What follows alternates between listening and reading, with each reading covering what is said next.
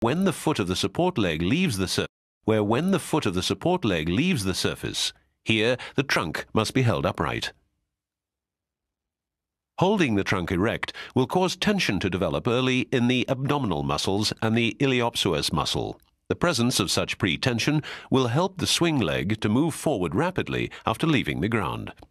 When the trunk is erect, the abdominals and the iliopsoas can generate power rapidly to swing the leg forward from the rear.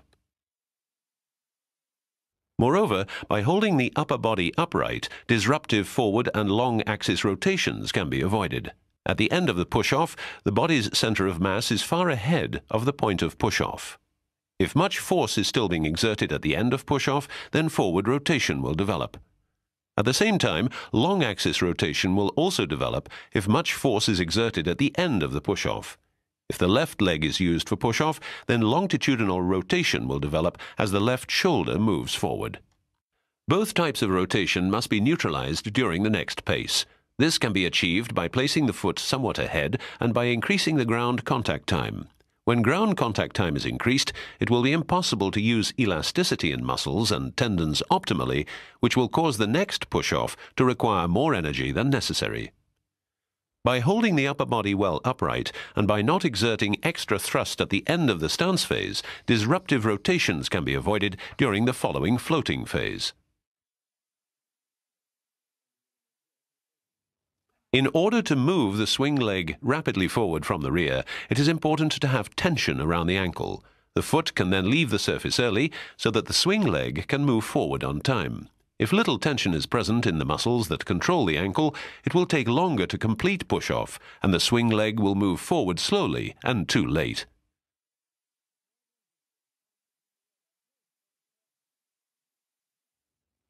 Even in good runners, one will find differences in how far the knee is stretched at the end of push-off. Some runners stretch the knee completely, but without applying any force. Other runners neither stretch the knee completely nor apply force at the end of push-off. When running at maximum speed, the knee is kept bent even farther at the end of the stance phase.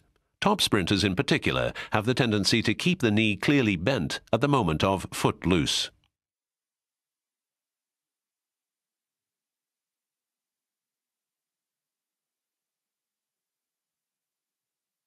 The floating phase lasts as long as there is no ground contact. This phase can be divided into two parts.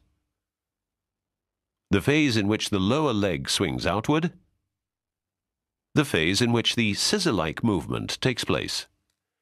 During the first part of the floating phase, the lower front leg swings outward, its hamstrings tighten, causing tension to develop early in the muscles.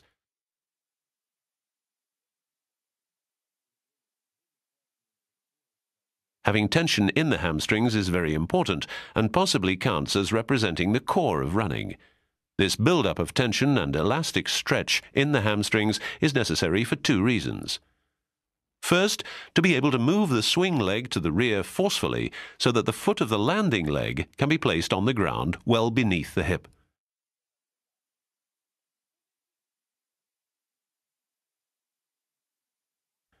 Second, to make push-off reactive during the support phase. This phase is so short that it is nearly impossible to build up power in the leg muscles only upon landing.